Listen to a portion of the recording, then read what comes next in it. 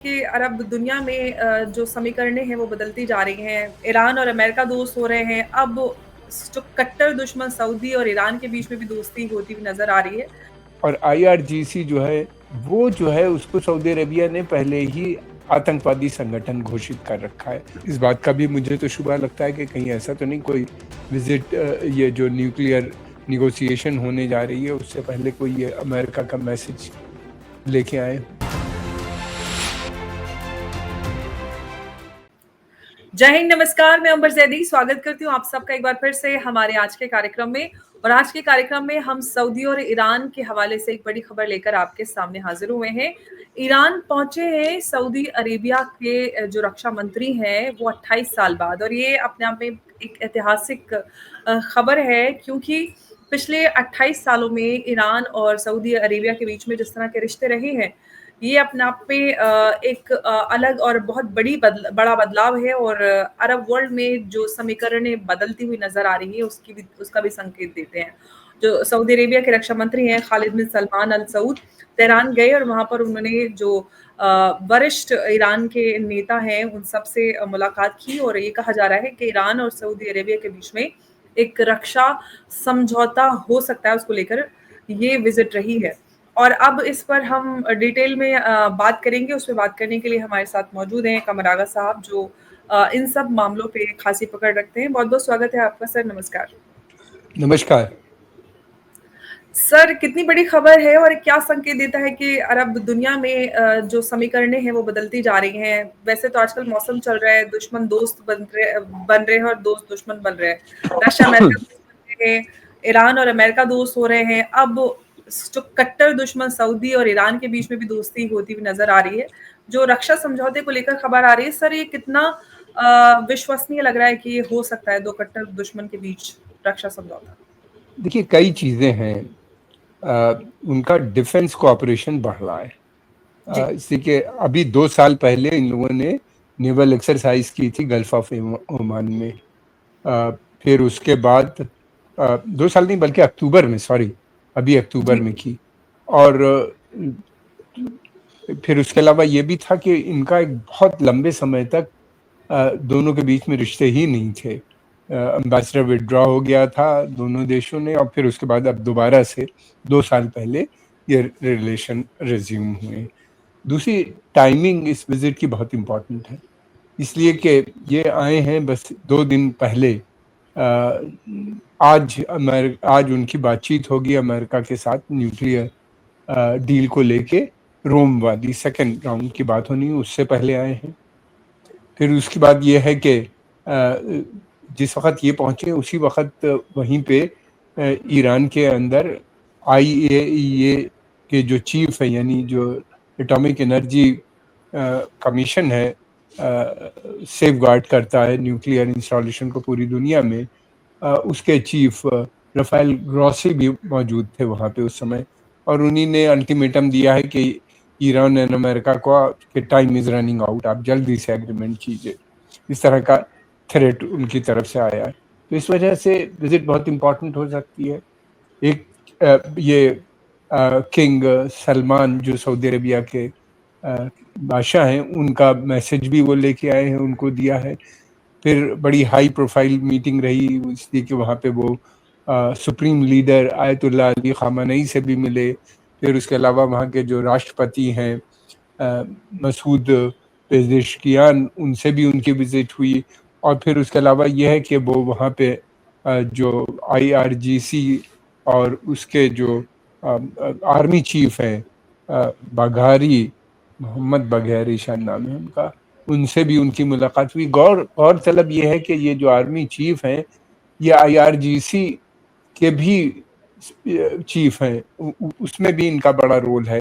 और IRGC जो है यानी रिवोल्यूशनरी गार्ड जिसे कहा जाता है शॉर्ट में, जी वो जो है उसको सऊदी अरेबिया ने पहले ही आतंकवादी संगठन घोषित कर रखा है, लेकिन उनसे वो मिले। तो इसके मतलब ये है कि IRGC पे जो प्रतिबंध उन्हीं ने लगाए थे सऊदी अरेबिया में, तो वो मेरा ख्याल है कि अब वो एज ए आतंकवादी संगठन कह के वो, मैं समझता हूँ कि शायद वो विड्रॉ हो जाए। दूसरी बात ये भी है कि इस बात का भी मुझे तो शुबा लगता है कि कहीं ऐसा तो नहीं कोई विजिट, ये जो न्यूक्लियर निगोशिएशन होने जा रही है उससे पहले कोई ये अमेरिका का मैसेज लेके आए हो। इसी के अमेरिका और सऊदी अरेबिया के भी बड़े अच्छे घनिष्ठ संबंध हैं और अमेरिका चाहता था कि ये पीस टॉक्स जो हैं वो सऊदी अरेबिया में हो, लेकिन इनका ईरान का कहना ये था कि वो ओमान में ही करेगा और इसी वजह से ओमान में हुई और इनडायरेक्ट उसने बातचीत की पहल रखी। हालांकि बाद में डायरेक्ट बात भी हो गई। अभी भी जो वहाँ पे बातचीत होगी वो चाहते हैं कि ओमान का भी रिप्रेजेंटेटिव मौजूद रहे। डायरेक्ट होगी या इनडायरेक्ट थोड़ी देर में पता चलेगा। मेरा ख्याल है डायरेक्ट बात होगी क्योंकि शुरू हो चुकी है, लेकिन वो चाहते हैं कि ओमान का भी एक रहे। उससे ये होगा कि कहीं अगर कोई स्टेटमेंट में चेंज हो या कुछ हो तो वो एक गवाही के तौर पे मौजूद होगा। एब्सोल्युटली, क्योंकि हम सब जानते हैं कि ईरान और सऊदी अरेबिया का तो रिश्ता है ही, लेकिन सऊदी अरब और यूएस और ईरान के बीच डायरेक्ट बात नहीं हो सकती। तो ये उसका भी हिस्सा माना जा सकता है, या फिर जो डिफेंस कॉर्पोरेशन को लेकर सर बात हो रही है, दो दुश्मन किस तरह से डिफेंस कॉर्पोरेशन में आए, ये बदलाव कैसे मुमकिन हुआ सर? देखिए, सऊदी अरेबिया जो है उसकी बेसिक जो है वो युद्ध के खिलाफ है और कॉपरेशन तो शुरू ही हो गया है। New defence cooperation, joint exercises ये आगे और बढ़ेंगी। देखना ये है कि क्या कोई संधि होती है या नहीं, ये अभी जल्दी है मैं समझता हूँ। जी, वो हाईएस्ट लेवल पे होगा जब प्रेसिडेंट की विजिट होगी सऊदी अरेबिया में, या किंग या क्राउन प्रिंस मोहम्मद बिन सलमान ईरान आते हैं तो उस समय संभव होगा। फिलहाल तो ये है कि सऊदी अरेबिया को इस वक्त डर इस बात का है कि कहीं ऐसा ना हो कि ये युद्ध हो जाए। इसलिए कि ईरान ने इन सभी देशों को चेतावनी दी है कि अगर इन लोगों की ज़मीन का इस्तेमाल अमेरिका ने किया या इजराइल ने या इनकी एयर का इस्तेमाल किया, तो इन दैट केस वो ईरान इनको अपना दुश्मन मानेगी, यानी इनको भी समझेगी कि कंप्लिसिट है वार के साथ और इनके ऊपर भी अटैक। वहाँ इन कंट्रीज के अटैक के बारे में नहीं कहा कि उनके लोगों को या उनके, लेकिन कहा है कि उनके जो ऑयल इंस्टॉलेशंस हैं, जिस तरह की रिपोर्ट आ रही है, उसको थ्रेट हो सकता है। तो इस तरह से ये एक सऊदी अरेबिया नहीं चाहता कि युद्ध हो। सऊदी अरेबिया ने दोनों से कहा है, ईरान से भी और अमेरिका को भी क्लियर किया। मगर दूसरी तरफ ये है कि बड़ी संख्या में अमेरिकन ट्रूप्स जो हैं वो सऊदी अरेबिया, यूएई, कतर में तो हेडक्वार्टर है इनका, एयर हेडक्वार्टर है सेंट्रल कमांड का जो अमेरिका की है, और वहीं पे सबसे 5th जनरेशन और 6th जनरेशन और पता नहीं कौन कौन से फाइटर बॉम्बर्स वगैरह सब वहाँ पे मौजूद हैं।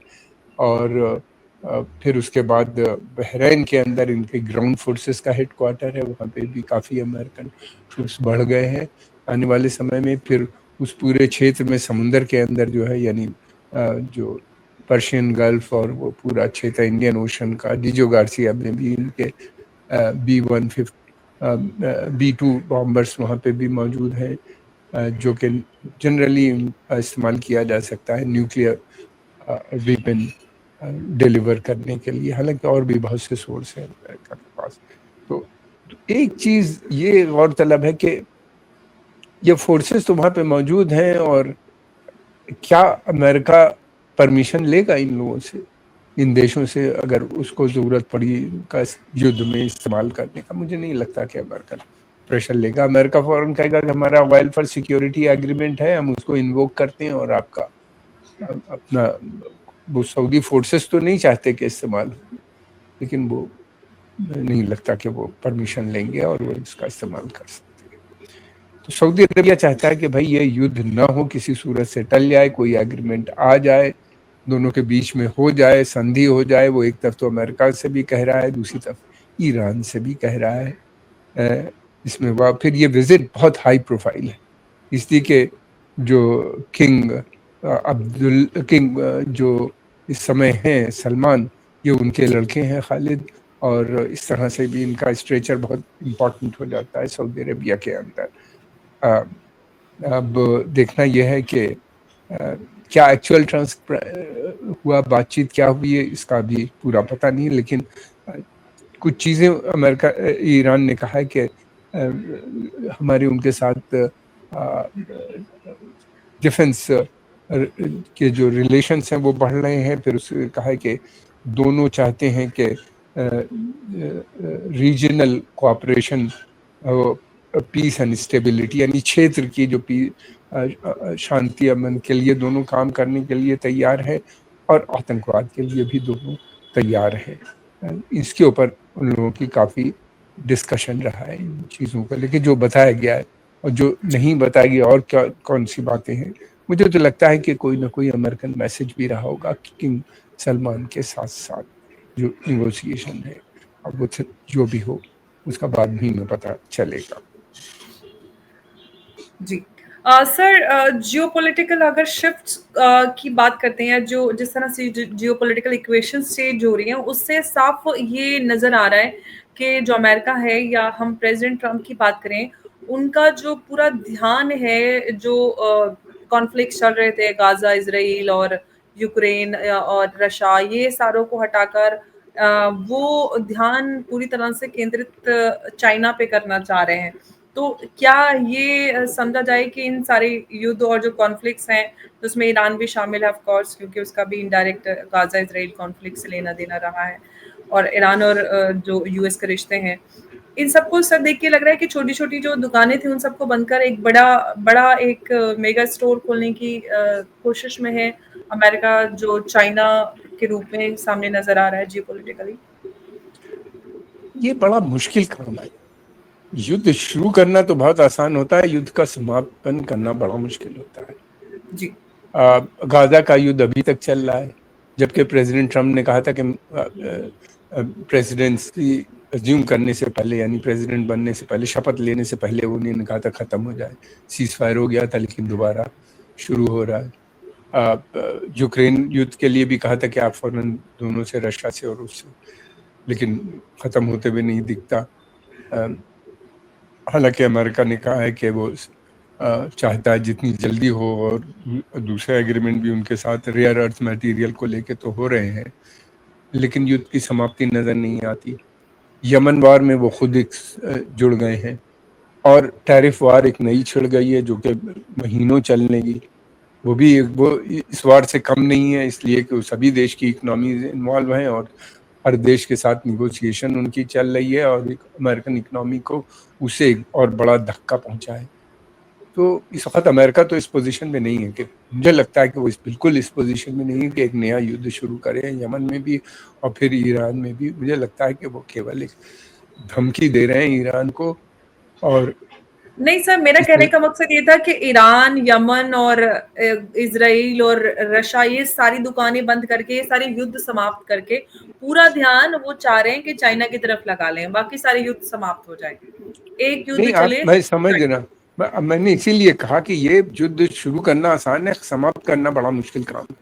ये युद्ध कोई भी नहीं समाप्त होता, पर सबसे छोटा युद्ध उनके नजदीक अमेरिकन के गाजा का है, वो भी नहीं रोक पा रहे हैं इसराइल को, जबकि इसराइल जो है पूरी तरीके से अमेरिका ऊपर निर्भर है, पैसे के लिए भी, इकोनॉमिकली भी उसको सपोर्ट मिल रही है, और वेपन सिस्टम्स भी उसको सप्लाई हो रहा है। बल्कि 2000 पाउंड वाला, इनफैक्ट सर, यूक्रेन वाला भी नहीं संभल पा रहा है, वो भी कह रहे हैं कि कभी भी यूक्रेन, बैकआउट कर सकते हैं। रशिया की जो शर्तें हैं 3-4, कि वो 4 स्टेट्स जो 4 रीजन्स हैं जिसपे उसने कब्जा किया, वो उसको नहीं खाली करेंगे।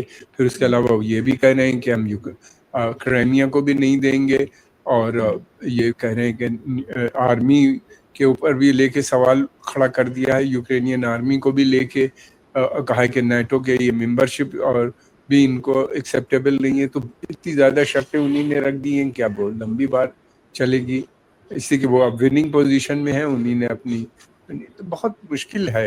एक ईरान से भी वो लड़ना चाहते हैं और चाइना के ऊपर भी अपना शिकंजा कसना चाहते हैं, तो ये तो बहुत मुश्किल है इनके साथ, और इकोनॉमी उनकी इजाज़त नहीं देगी जब तक ये सब वॉर चल रही है।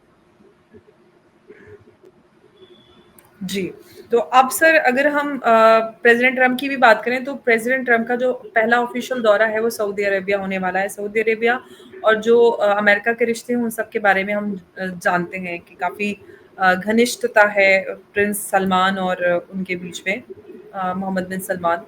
और अगर हम ईरान और जो सऊदी अरेबिया की नज़दीकी हैं, तो आखिर सऊदी अरेबिया ईरान से क्या चाहता है? एक तरफ वो सैंक्शंस है, एक तरफ न्यूक्लियर डील है, प्लस अब ये सऊदी अरेबिया भी डिफेंस कॉर्पोरेशन पिछले कुछ दिनों से बढ़ाता आ रहा है। क्या कुछ मतलब निकाला जाए इस पूरे डेवलपमेंट से? देखिए, पहली बात तो ये है कि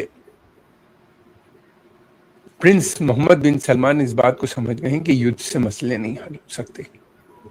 उन्हीं ने यमन में कई साल तक युद्ध लड़ा, बहुत लोग मरे, यमन बर्बाद हुआ और उसके बाद कोई नतीजा नहीं निकला। आज भी हुतियों के पास जो है वो सना उन्हीं के कब्जे में है, जो कैपिटल है यमन का। और दूसरी बात ये कि उस युद्ध में हमने ये भी देखा था कि सऊदी अरेबिया एक तरफ हुती रेबल्स को सपोर्ट कर रहा था। अब वो देखते हैं कि दूसरा युद्ध होगा तो बिलियंस ऑफ डॉलर उनके खर्चा हुए थे उस युद्ध में, अब फिर दोबारा युद्ध अगर क्षेत्र में हो जाता है तो वो फैल जाएगा पूरे क्षेत्र में। और जो उनका रियल एजेंडा है डेवलपमेंट का, वो चाहते हैं कि 2030 तक जो उनकी इकोनॉमी है वो तेल पे निर्भर न रहे, बल्कि दूसरे अल्टरनेट सोर्स ऑफ रेवेन्यू वो जनरेट करना चाहते हैं। वो तो एजेंडा सब खत्म हो जाएगा और तेल की सप्लाई अगर डिस्टर्ब हो गई, जो ईरान के लिए मुश्किल काम नहीं होगा, ईरान हुती ये सब रेबल्स जो है, तो ग्लोबल इकोनॉमी रिसेशन में आ जाएगी अमेरिका समेत। और बड़ा समस्या उनके साथ कई साल की खड़ी हो जाएगी। तो वो युद्ध नहीं चाहते, कोऑपरेशन चाहते हैं, और इसीलिए 2 साल पहले उन्होंने ये रियलाइज कर लिया था कि ईरान से पहले वो बात जरूर कर रहे थे अमेरिका से कि ईरान बहुत खतरा है, लड़ाई होनी चाहिए, ईरान को का न्यूक्लियर फैसिलिटीज को बम होना चाहिए, ख़त्म होना चाहिए, सारी बातें हो रही थी ना, अलग अलग लेवल पे, अलग अलग तरीके से। इजराइल से भी उन्हीं ने को एक तरह से सहमति दे दी थी कि अगर वो अटैक करेगा तो एयर पावर एयर उनकी यूज़ कर सकता है सऊदी अरेबिया की। लेकिन ये कि उनको रियलाइज़ हुआ कि क्यों युद्ध के चक्कर में पड़ो, सीधी बात करके मसलों को हल कर दो ईरान से, और उन्हीं ने ईरान से डील की और एक अच्छे रिश्ते दोनों के बीच में बनते हुए नज़र आ रहे हैं। तो एक बड़ा radical change Saudi foreign policy में आया। ईरान भी रिकॉग्नाइज करता है इस बात को कि सऊदी अरबिया एक इम्पॉर्टेंट देश है, उस पूरे क्षेत्र का उससे दोस्ती होना दोनों के लिए अच्छा है अगर ट्रेड भी बढ़ता है। या फिर दूसरी बात ये कि ये दोनों कंट्रीज़ का एक बहुत बड़ा रोल ओपेक में है, जो कि कार्टेल है तेल का, जो तय करता है, कोटा सिस्टम तय करता है कि जिससे तेल की प्राइस तय होती है। तो इस वजह से दोनों का रिश्ते बहुत इम्पोर्टेंट है। दूसरी बात ये कि सऊदी अरबिया को ये भी लग रहा है कि बहुत तेज़ी से दुनिया बदल रही है, मल्टीपोलर वर्ल्ड इमर्ज हो रहा है, अमेरिकन पावर डिक्लाइनिंग है, वो रशिया चाइना से भी अपने रिश्ते अच्छे बना रहे हैं, अमेरिका के से अच्छे रिश्ते मेंटेन करते हुए, यानी उसके साथ साथ वो चाहते रहे। तो वो एक तरफ रशिया से उनकी ट्रेड डील्स हो रही हैं, आर्म्स के बारे में भी बात हो रही है, चाइना से भी हो रही हैं, और फिर अमेरिका से भी उन्हीं ने फौरन खुश कर दिया कि वो खरीदेंगे उससे न्यूक्लियर पावर प्लांट्स लगाएंगे अपनी कंट्री में।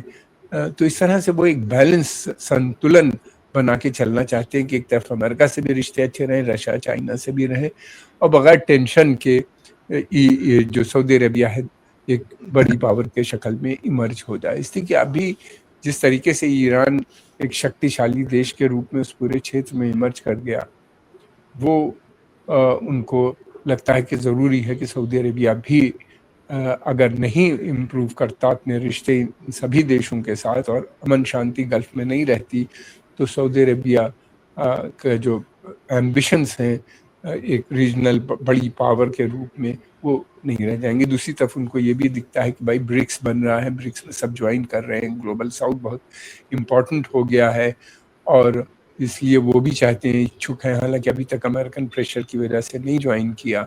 डी-डॉलराइजेशन का भी मुद्दा है, उन्हीं ने लोकल करेंसी में भी ट्रेड शुरू कर दिया था, हालांकि अमेरिका का काफ़ी प्रेशर है, चाइना के साथ उन्हीं ने एग्रीमेंट किया था लोकल करेंसी में। यूएई भी लोकल करेंसी की बात कर रहा है, इंडिया का रुपी ट्रेड उनके साथ शुरू हो रहा है।